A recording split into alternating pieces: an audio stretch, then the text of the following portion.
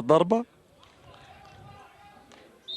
شعبان، وحلوة حلوة حلوة، ويسجل شعبان عمران، يسجل شعبان عمران الأسمراني. شعبان عمران أحد اللاعبين اللي استعان بهم عماد ربيع هذا الموسم لتحقيق الأفضلية للتحدي، وتفوق أبناء الصباح التحدي 1-0 بهدف شعبان عمران.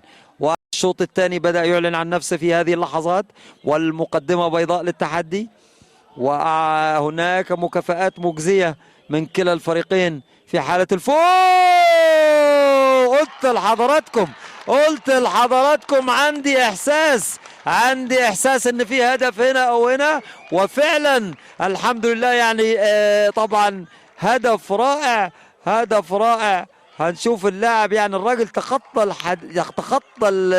السور الحديدي عشان يقبل الكابتن محمد ميدو. هدف رائع، هدف رائع بقدم اللاعب محمد. هنشوف اللاعب اعتقد محمد مصلحي احد نجوم هذا اللقاء، يضع الترجي على طريق التعادل، واصبحت التكافؤيه. وانذار هنا من الكابتن رامي مدحت لمحمد مصلحي نتيجه خلع الفالنة.